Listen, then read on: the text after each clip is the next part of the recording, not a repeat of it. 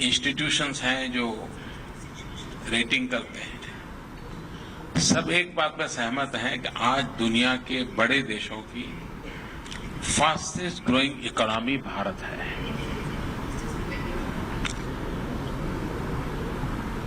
और मैं मानता हूं कि विकास की संभावनाएं बहुत है। दुनिया ये भी कहती है कि 21वीं सदी एशिया की सदी है।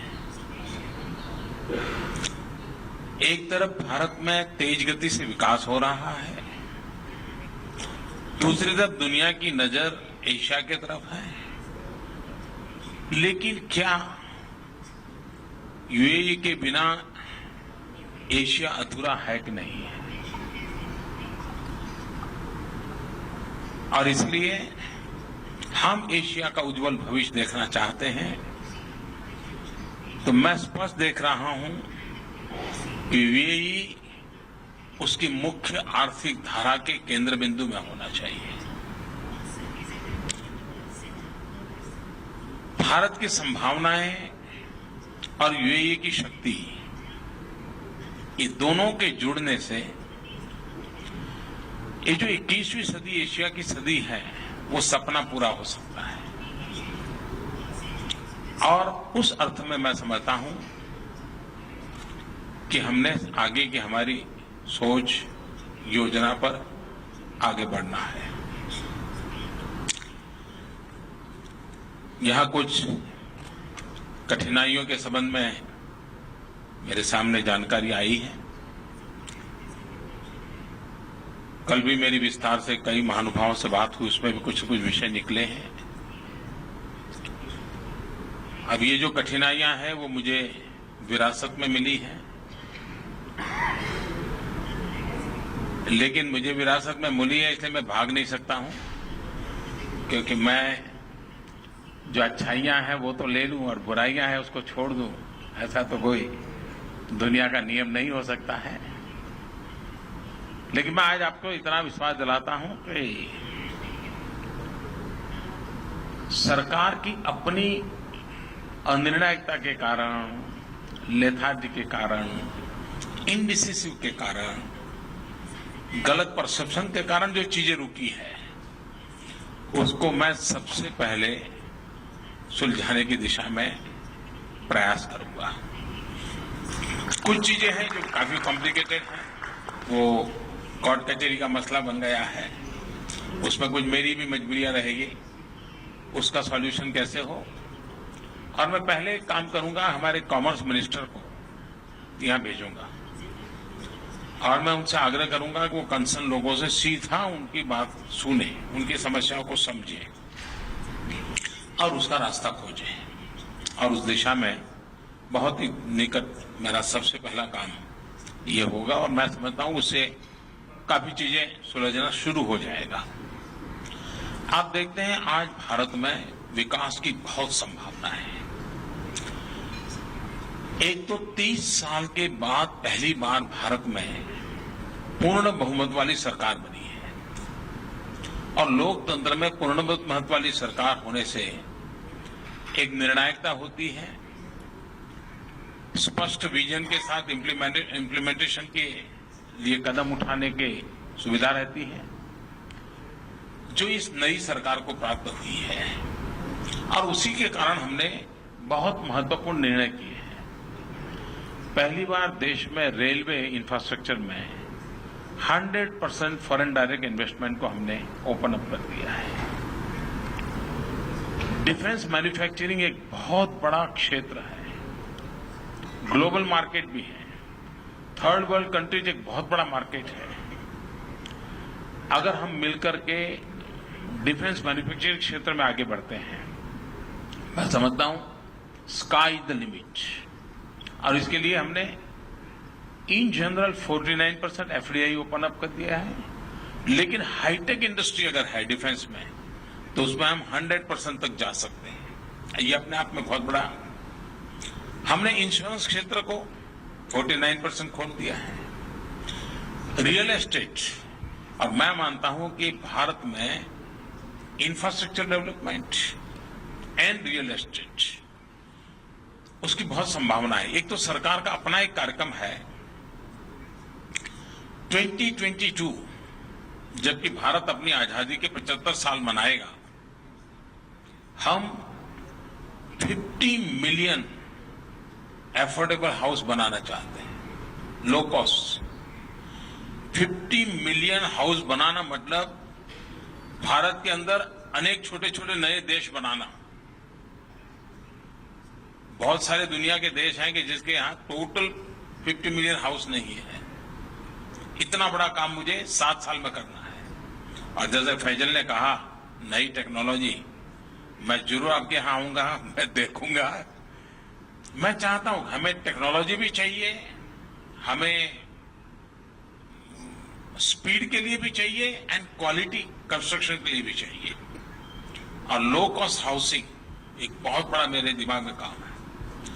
भारत को आगे बढ़ाने के लिए मुझे इंफ्रास्ट्रक्चर भी बढ़ाना है, इंफ्रास्ट्रक्चर को अपग्रेड भी करना है। जहां पुराना इंफ्रास्ट्रक्चर है उसको अपग्रेड। रेलवे अगर पुरानी है तो मुझे स्पीड बढ़ानी है।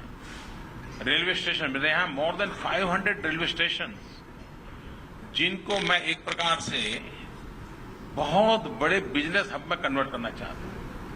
आज हिंदुस्तान में आप जानते हैं heart of the city railway station है, लेकिन ऊपर सब खाली है। क्यों न मैं उस रेलवे स्टेशन के ऊपर 20 मंजिल 50 मंजिल बड़ी बड़ी इमारतें बनाऊं, 200 400 रूम के होटल बनाऊं, बहुत बड़े मॉल बनाऊं। 500 रेलवे स्टेशन, कितना बड़ा डेवलपमेंट हो सकता है। तो इन चीजों को लेकर के हम काम करना चाहते हैं। एग्रीकल्चर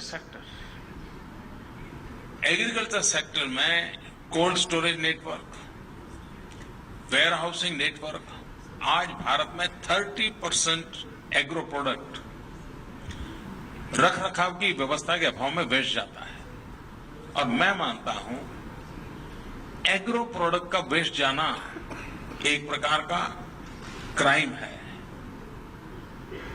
अगर हम नहीं रख सकते तो गरीब को देना चाहिए, उसको पेट भरना चाहिए।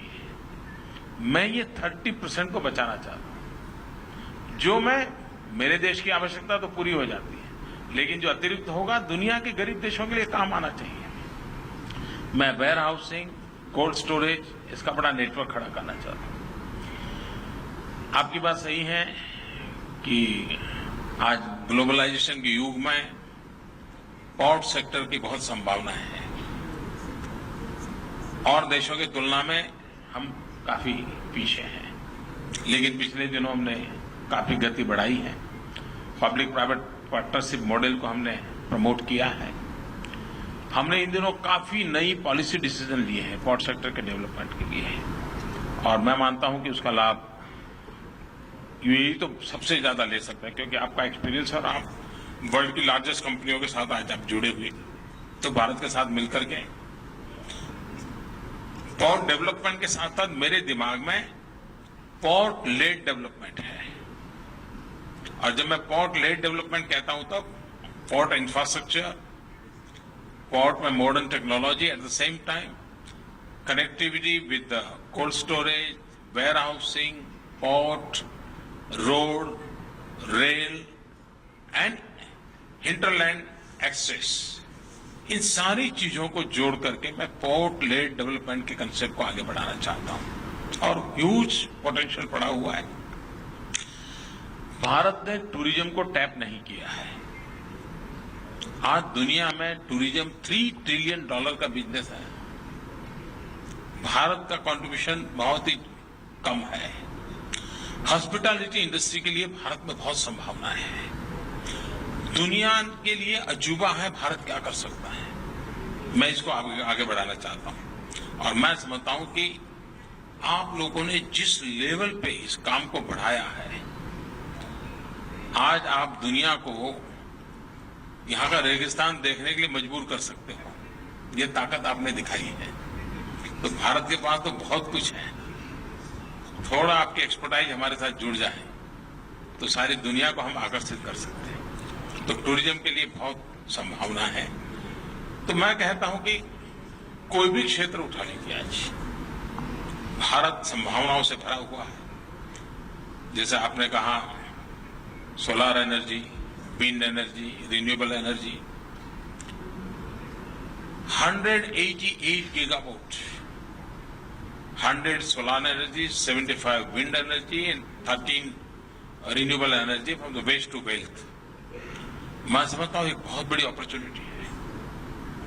हम सोलार एनर्जी इक्विपमेंट मैन्युफैक्चरिंग भी वहां चाहते हैं, हम सोलार एनर्जी इंस्टॉलमेंट भी चाहते हैं, हम पावर जनरेशन की दिशा में जाना चाहते हैं और ग्लोबल वार्मिंग की जो चिंता है दुनिया की, we are 1/6 population of the world. अगर हम एक कदम चलते हैं, एक कदम सुधार करते हैं तो दुनिया की 1/6 समस्या का समाधान देते हैं। इतनी बड़ी ताकत है। हम एक ग्लोबल एनवायरनमेंट को कितना पॉजिटिव इंपैक्ट कर सकते हैं। मैं समझता हूं कि आप सबके सहयोग से इस बात को हम आगे बढ़ा सकते हैं। यहां जो हमारे मित्र बैठे हैं, अगर प्रॉपर एनवायरनमेंट मिलता है तो कितने सक्सेसफुल होते हैं, उनकी स्टोरी एक एक अपने आप में सफलता की बातें हैं।